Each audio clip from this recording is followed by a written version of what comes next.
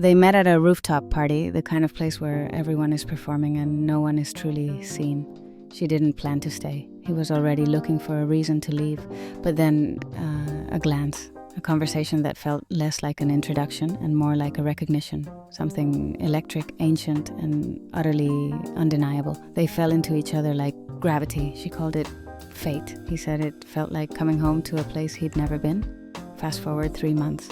The rooftop feels like a lifetime ago. Now there's a storm inside the apartment. Words have become weapons. Love has become a strategy. His is what happens when Leo and Scorpio try to love each other. It's not just a relationship, it's a psychological theater, a silent war for a surrendered heart. And if you're watching this, you've likely had a front row seat. You knew it wouldn't be simple, but you didn't expect it to feel like a game. You didn't know you were playing. 1 minute, they're everything you never dared ask for. Intense, magnetic, beautifully certain of themselves. And the next, you're staring at the ceiling at 3 a.m., wondering why you're always the one feeling too much or not enough. That's how it is with Leo and Scorpio. It doesn't matter which sign you are. If you've found yourself caught in this orbit, you know the heat. There's the thrill of mutual fascination. The silent power moves, the tenderness laced with dominance, the feeling that this, whatever this is, could change you. And maybe it already has. You see, Scorpio and Leo don't date. They collide. Fire and water, fixed and fixed, unyielding and unforgettable. This isn't a match that grows gently into something safe. This is the one that teaches you what power costs. What happens when pride meets vulnerability. And what it means to choose yourself even when you don't want to let go. But why does it feel so fated? Why does this one hurt more than the others? And what are we really chasing?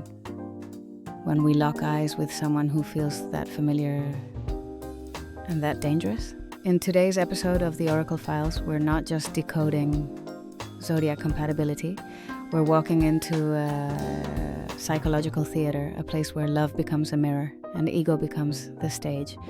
This is for anyone who's ever fallen for someone who felt like a rival and a soulmate all at once. Stayed too long because the intensity felt like intimacy. Confused drama for depth. Felt magnetic chemistry, but walked away feeling emotionally scorched.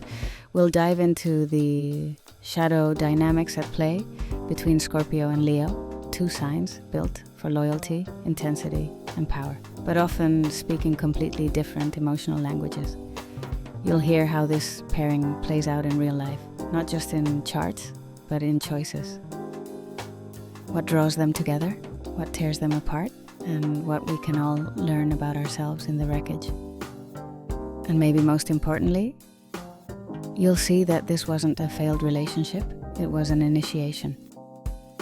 Because sometimes the most transformative people in our lives are the ones who force us to finally meet the parts of ourselves we kept hidden. If that's what brought you here, welcome. This space is for you. Let's decode the fire and the sting. Ready? Let's begin. They don't see it yet, but that first spark at the rooftop isn't just chemistry, it's recognition. Leo feels seen, Scorpio feels understood, but underneath that, two stories playing out that neither of them fully owns, because at their core, Leo and Scorpio are mirrors, fixed signs, proud, loyal, intense, but one feeds off adoration, the other feeds off depth, and that's where the problem starts. Scorpio wants to go down into your fears, your shadows, your contradictions. Leo wants to go up into your light, your potential, your legacy. But both want one thing: control of the narrative. Scorpio doesn't trust easily, but when they do, it's a blood pact. Leo trusts quickly, but only if they feel like the star in your eyes. So what happens when Leo's glow meets Scorpio's gaze? Power. Not the loud kind, but the psychological kind. The kind where you're suddenly not sure who's steering the emotional ship. One moment they're magnetic, the next, manipulative. Not out of malice, but survival. Because underneath the dance of ego and emotion are two ancient needs. For Leo, it's the fear of being invisible. For Scorpio, it's the fear of betrayal.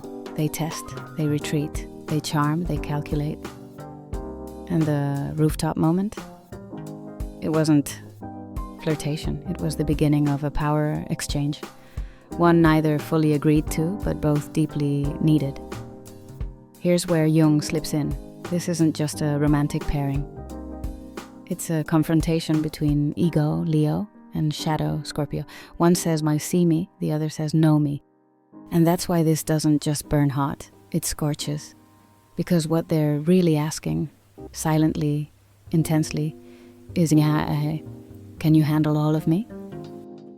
And what they fear is, will you abandon me once you do? At first it's magnetic. They text all day. They make each other jealous on purpose. They know exactly what to say, to get under the other's skin. It's not toxic yet, but it's not safe either. Because Leo and Scorpio don't do halfway. And when intensity becomes the baseline, the relationship starts to feel like a performance. Not for the outside world, but for each other. Leo begins to feel watched, scrutinized for every inconsistency. Every moment of vulnerability becomes a potential weakness.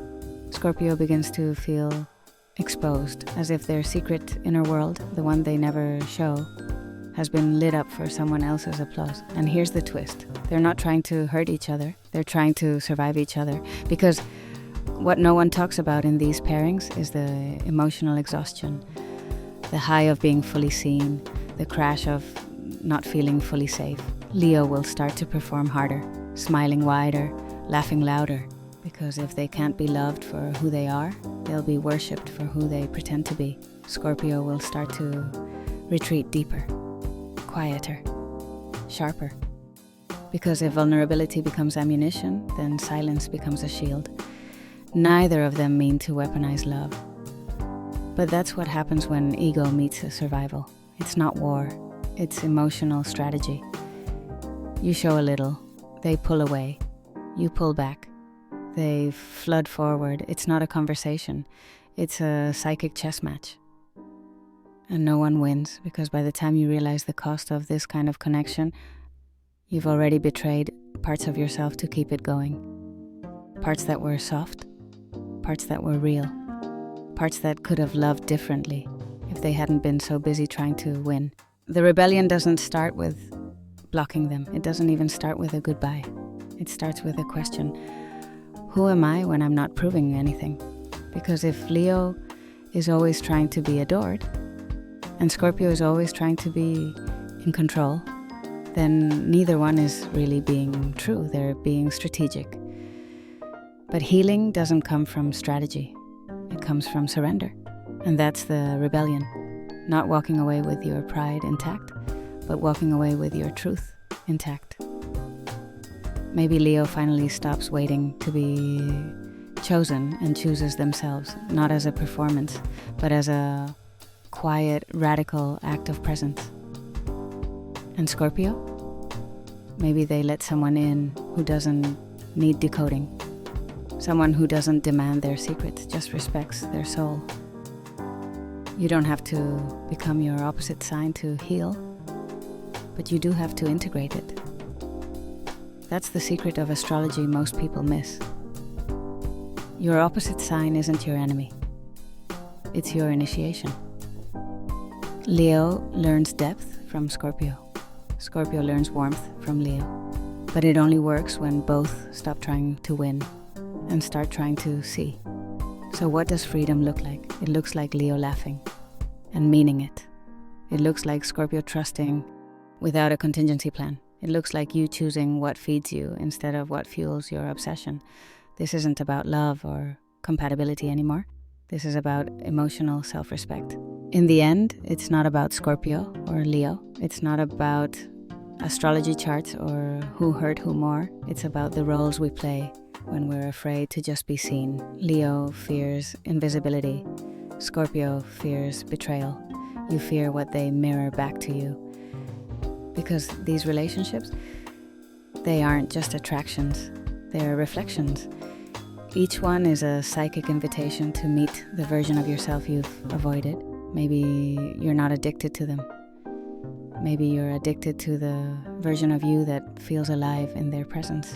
Powerful, desired, and dangerous. Maybe you miss yourself, because that's the truth, isn't it? We don't chase people. We chase the feelings they unlock. But here's where the oracle comes in. This story, Leo versus Scorpio, isn't really about star signs. It's about the war between your ego and your evolution. The Leo in you wants to shine. The Scorpio in you wants to survive. But the soul in you, it just wants peace. The kind of peace that doesn't come from winning, but from waking up. And when you finally stop chasing people who feel like emotional riddles, when you stop confusing intensity with intimacy, when you stop needing to be right or worshipped or understood, you realize you never wanted power. You wanted connection, the real kind, the kind that sees you not just your fire or your mystery, but your quiet humanity. So if this stirred something in you, subscribe to the Oracle Files. You won't find quick fixes here, but you will remember the truths the world forgets, the kind of truths you don't outgrow,